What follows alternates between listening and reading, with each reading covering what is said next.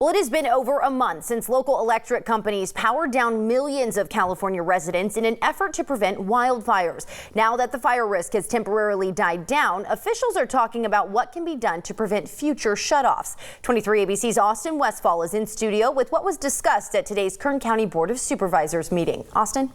We learned today that fire-resistant power lines will be built in some areas affected by the public safety power shutoffs, but there's still a lot of discussion to be had as far as how to remedy the mass outages that made a lot of people unhappy. There's just some frustration with both Southern Cal Edison and PG&E on just the way that these things roll out, the widespread nature. And that's why officials are looking for a way to fix a big problem facing PG&E and SoCal Edison. Starting in October, millions of people throughout the state were powered down in order to minimize wildfire risk while winds kicked up. The mass outage, unsurprisingly upsetting many, like when an unplanned outage forced several Tehachapi businesses to close. Edison has been giving 48 hours notification to locations. They gave zero notice to this area.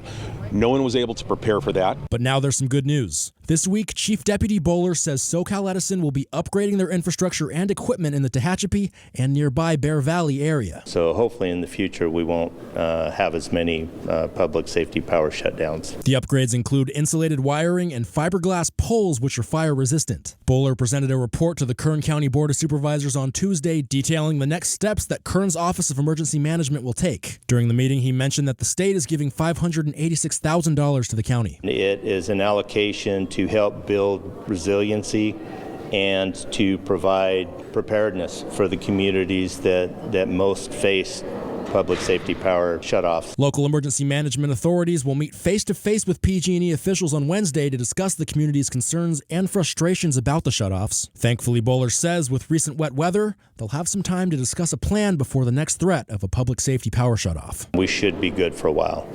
We can catch our collective breath, keep working on building a plan for resiliency in our communities.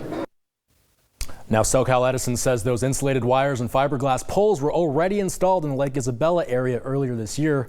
I asked PG&E if they're upgrading any of their equipment in our area. They said they're taking many steps to reduce wildfire risk in all of their service areas, but they could not confirm whether or not more resilient infrastructure is being installed in the areas of Kern County affected by the power shutoffs. In the studio, Austin Westfall, 23 ABC, connecting you. We saw thick cloud